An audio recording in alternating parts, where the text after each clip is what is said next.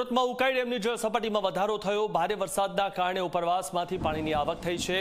Ukai dam ભયજનક સપાટીથી માત્ર 0.07 ફૂટ જ દૂર છે। ઉકાઈ ડેમમાંથી 1,33,760 ક્યુસેક પાણી તાપી નદીમાં છોડાયું। પાણીની આવકથી તાપી નદીએ રૌદ્ર સ્વરૂપ ધારણ કર્યું છે।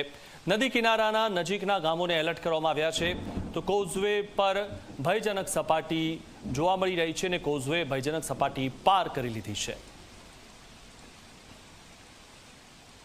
ઉપરવાસમાં પડી રહેલા ધોધમાર વરસાદના કારણે ઉપરવાસમાંથી સતત ઉકાઈ ડેમમાં પાણી છોડવામાં આવી રહ્યું છે, જેને કારણે ઉકાઈ ડેમ ભયજનક સપાટી નજીક પહોંચી ગઈ છે। હાલમાં ઉકાઈ ડેમની સપાટીની વાત કરીએ તો 0.07 ફૂટ જ દૂર છે। હાલમાં તંત્રની ચિંતામાં વધારો જોવા મળી રહ્યો છે, કારણ કે ઉકાઈ ડેમની ભયજનક સપાટી 345 ફૂટ પર છે, જ્યારે હાલમાં ઉકાઈ ડેમની સપાટી 344.93 ફૂટ નજીક પહોંચી ગઈ છે। એટલે કે ભયજનક સપાટી નજીક પહોંચતાની સાથે જ તંત્ર દ્વારા ઉકાઈ ડેમ તથા તાપી નદીના કાંઠે વસનારા તમામ જે લોકો છે તેને એલર્ટ કરી દેવામાં આવ્યા છે। હાલમાં 1,33,000 ક્યુસેક જે પાણી છે તે તાપી નદીમાં છોડવામાં આવી રહ્યું છે, જેને કારણે તાપી નદીએ ફરીથી રૌદ્ર સ્વરૂપ ધારણ કર્યું છે। હાલમાં જે રીતે ઉકાઈ ડેમમાંથી તાપી નદીમાં પાણી છોડવામાં આવી રહ્યું છે, ત્યારબાદ જે કોઝવે છે તે કોઝવે પણ ઓવરફ્લો જોવા મળી રહ્યો છે। હાલમાં કોઝવે પણ પોતાની જે ભયજનક સપાટી છે તે ક્રોસ કરી 8.52 મીટર ઉપર પહોંચી ગઈ છે।